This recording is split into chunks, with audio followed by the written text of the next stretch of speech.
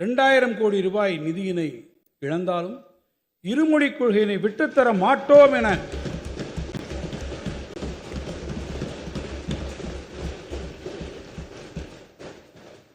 கொண்ட கொள்கையில் உறுதியாக நின்று தமிழ்நாட்டின் தன்மானம் காத்த மாண்புமிகு முதலமைச்சர் அவர்களின் பின்னால் தமிழ்நாட்டு மக்கள் அனைவரும் அணிவகுத்துள்ளனர். ஒருங்கிணைந்த பள்ளிக்கல்வி திட்டத்தின் சமகர சிக்ஷா கீழ் பல்வேறு மாணவர் நலன் சார்ந்த திட்டங்களை கடந்த 7 ஆண்டுகளாக மாநில அரசு சிறப்புடன் செயல்படுத்தி வருகிறது. குறிப்பாக மாணவர்களின் அடிப்படை கல்வியறிவை உறுதி செய்யும் எண்ணும் எழுத்தும் திட்டம், மாற்றுத்திறனாளி குழந்தைகளுக்கான சிறப்பு கல்வி, தொலைதூர குடியிருப்புகளிலிருந்து மாணவர்கள் பள்ளிகளுக்கு வந்து சென்றிட போக்குவரத்துப்படி, ஆசிரியர்களின் ஊதியம், மாணவர்களின் எதிர்காலத்தை செதுக்கிடும் உயர்கல்வி வழிகாட்டி, மாணவர்களின் தனித்திறன்கள் மிளிர்ந்திட கலை திருவிழா, கல்வி சுற்றுலா, இணைய வசதி உள்ளிட்ட பள்ளிகளுக்கான கட்டமைப்பு வசதிகள் என பல்வேறு திட்டங்கள் மாணவர்களின் கல்வி நலன் சார்ந்து தமிழ்நாட்டில் நடைமுறைப்படுத்தப்பட்டு வருகின்றன. எனினும் இந்த ஆண்டு மும்மொழிக் கொள்கையை உள்ளடக்கிய ஒன்றிய அரசின் புதிய கல்விக் கொள்கையினை தமிழ்நாடு ஏற்றுக்கொள்ளாததால் ஏற்கனவே ஒப்புதல் வழங்கிய நிலையிலும் 2152 கோடி ரூபாயை ஒன்றிய அரசு தமிழ்நாட்டிற்கு விடுவிக்காமல் வஞ்சித்துள்ளது என்பதை இம்மாமன்ற உறுப்பினர்கள் நன்கு அறிவார்கள்.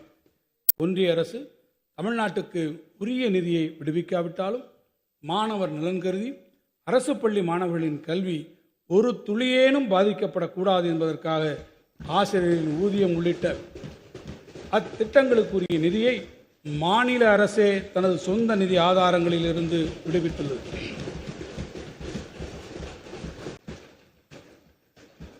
நெருக்கடியான இந்த சூழ்நிலையிலும் 2000 கோடி ரூபாய் நிதியினை இழந்தாலும் இருமொழிக் கொள்கையினை விட்டுத்தர மாட்டோம் என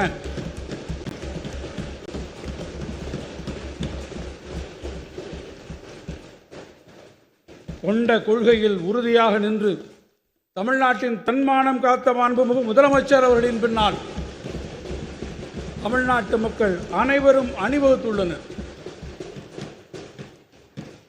எத்தனை தடைகள் எதிர்வரினும் மன உறுதியோடு நம்மை வழிநடத்தும் மாண்புமிகு முதலமைச்சர் அவர்களுக்கு ஆதரவாய் திரண்டிருக்கும் தமிழ்நாட்டு மக்களுக்கு பாவேந்தர் பாரதிதாசனின் வைர வரிகளை நினைவு கூற விழைகிறேன்.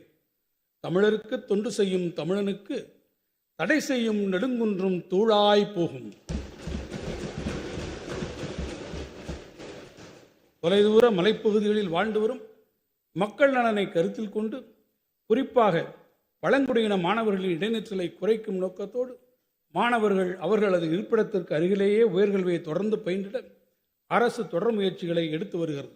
அந்த வகையில் தருமபுரி மாவட்டம் பாப்பிரெட்டிப்பட்டி, ஈரோடு மாவட்டம் சத்தியமங்கலம் மற்றும் தாளவாடி, கள்ளக்குறிச்சி மாவட்டம் சின்னசேலம் மற்றும் கல்வராயன்மலை, கிருஷ்ணகிரி மாவட்டம் தளி, நீலகிரி மாவட்டம் கோத்தகிரி மற்றும் திருவண்ணாமலை மாவட்டம் ஜவ்வாதுமலை உள்ளிட்ட இடங்களில் உள்ள தொலைதூர மலைப்பகுதிகளில் அமைந்துள்ள 14 உயர்நிலைப் பள்ளிகள் மேல்நிலைப் பள்ளிகளாக தரம் உயர்த்தப்படும். தென் தமிழ்நாட்டின் அறிவாலயமாக திகழ்ந்திடும் மதுரை மாநகரில் உருவாக்கப்பட்ட கலைஞர் நூற்றாண்டு நூலகத்திற்கு இதுவரை 15 லட்சத்திற்கும் மேற்பட்ட வாசகர்கள் வருகை புரிந்துள்ளனர் என்பது குறிப்பிடத்தக்கது. அதைத் தொடர்ந்து கோவை மற்றும் திருச்சியில் மாபெரும் நூலகங்கள் அமைக்கும் பணிகள் நடைபெற்று வருகின்றன. அறிவை பரவலாக்கிடும் முயற்சிகளின் அடுத்த கட்டமாக சேலம், கடலூர் மற்றும் திருநெல்வேலியில் பொதுமக்கள் போட்டித் தேர்வு எழுதிடும் மாணவர்கள் பயன்பெறும் விதமாக தலா 1 லட்சம் புத்தகங்கள் மற்றும் மாநாட்டுக்கூட வசதிகளுடன் நூலகங்கள் அமைக்கப்படும். இந்த வரவு செலவு திட்ட மதிப்பீடுகளில் பள்ளிக்கல்வித்துறைக்கு 46,767 கோடி ரூபாய் ஒதுக்கீடு செய்யப்பட்டுள்ளது. பாதகம் செய்பவரை கண்டால் நாம் பயம் கொள்ளலாகாது பாப்பா. மோதி மிதித்து விடு பாப்பா, அவர் முகத்தில் உமிழ்ந்து விடு பாப்பா. அண்மை செய்திகளை உடனுக்குடன் தெரிந்து கொள்ள இணைந்திருங்கள் எம் நாடு தொலைக்காட்சியுடன்.